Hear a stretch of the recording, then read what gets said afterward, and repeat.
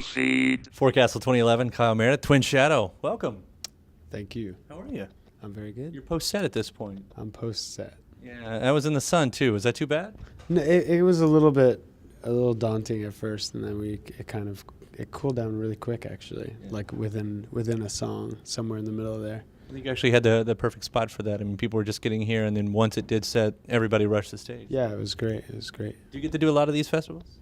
We've been doing a lot of festivals, a lot of outdoor stuff.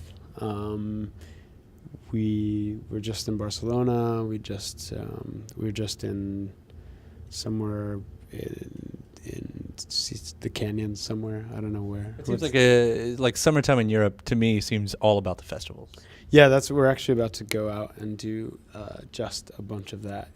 The whole month of August, we're actually living in Europe and going and playing festivals every single weekend. Do you have a preference on that?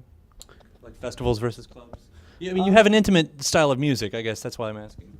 Right, but I think we're really loud, so we're suited for both. I think. I don't really have a preference. The club, you have more control in a club, more control of the mood. But the festival, there's a great energy from festival audiences. There's, and people are definitely a lot more intoxicated. So it's when they can hide and bring their own drinks, it usually is a better vibe. You kind of mentioned yourself being loud. It seems that there are big sects of people that have kind of lumped you in with this movement that's happened in the last couple of years. They call it Chillwave. What's the movement? It's the Chillwave movement. Does this mean anything to you? I didn't have a movement, no. Do the genres actually, is that something as we look back on it from the future? I think that has. I don't think anyone's really going to think that was a movement. I might be wrong. But I think that there's what people are missing and so easily just calling something is that I think just in general in all music, there's a return to kind of fantasy, and I think that's really what everyone's hearing. Everybody's kind of music is a little more lush than it was in 10 years ago. People are starting to play with synthesizers again. People are becoming obsessed with things that sound odd. That's all fantasy. That's like it's romantic and it's beautiful and it's lush and it's fuller and I think there's just a return to that, and everybody's doing it. Even bands who aren't considered chill this, chill that. You obviously do have a lot of this synth and styles in your music, but you're kind of an amazing guitar player on top of it. Is that something that you do like to tout and everything? Because live, I think it stands out more than the CD. But I'm glad you said CD. That sounds so strange nowadays. Your album, your LP. I'm a kid of the '90s, man. I was a teen of the '90s. My guitar playing is just it's like almost like just giving me something to do. It's almost like smoking a cigarette. Like good actors like to always be busy with something. So playing guitar is more just like a thing that keeps my hands busy while I sing.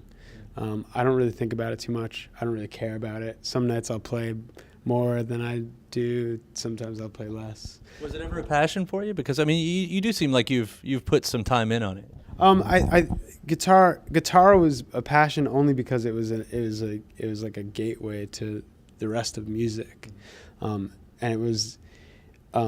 I originally wanted to play a saxophone and couldn't afford a saxophone, so guitar was like the cheaper version. Is that right? Yeah.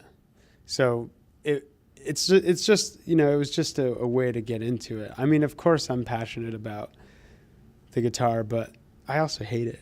Sometimes I can't stand playing it. Sometimes it's just like I never want to hear a guitar ever again. But I'm stuck to it. It's not up to me. Smokers are to cigarettes. Exactly. Yeah. All kinds of analogies we can pull out of this. Your producer, is it Chris Taylor? Is that his name? How big of an influence did he have on this? Well, I mean, Chris and I really kind of co-produced the record. That's not to take away from his role, but this record was almost done when it got to him. he put the finishing touches on it and kind of made it presentable, and trimmed all the long hairs or whatever. Yeah, you've had the moniker Twin Shadow since 2006, but the album just is that. I read that on the internet. That's where I read that. That is wrong. All right. In 2006, I was ready to quit music and I don't know, go be a chef or What's something. that? What was going on? I don't know. I just couldn't find. I couldn't find the answer. Yeah. I couldn't. I wasn't passionate about any one thing really anymore. So when did you pick it up? I mean, when did Twin Shadow happen? Twin Shadow really happened 2009. Okay. The album was released in 2010.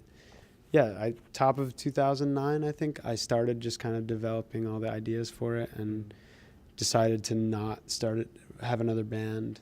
Decided to just go on my own and make my own music. So whoever wrote the web entry just got the number upside down. Yeah, I think they turned it upside. So That's some weird form of dyslexia, I guess.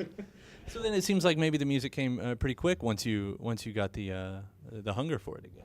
Yeah, I mean, it came really quick. It came like too quick. That's how I was able to kind of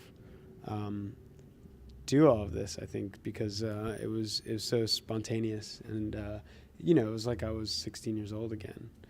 I was just genuinely excited about my own music for the first time in a long time. So, yeah. It seems like that would happen with. I mean, if you're a career musician, you're gonna, you would kind of go through those lulls and everything. Yeah, I hope there's not too many of them, because it really is a drag to sit there and be like, oh, well, I guess I have to just X this out. I don't think I ever really could, but there's you have a lot of those moments. So I just hope it's just like straight up and nothing else. Well, you look like you got the momentum at this point. You still got plans? I mean, the album's still fresh. I mean, for me, it's not that fresh, but Right. It's still fresh in the ears of a lot of people, and we're gonna just keep touring the record. We've got a tour in September. We're doing the whole U.S. again, and after that, I'm gonna kind of buckle down and write a second record. Well, we'll be looking forward to it, man. And thanks so much for taking the time today. Hope to see you in Louisville again. Yeah. All right. Cheers. All right.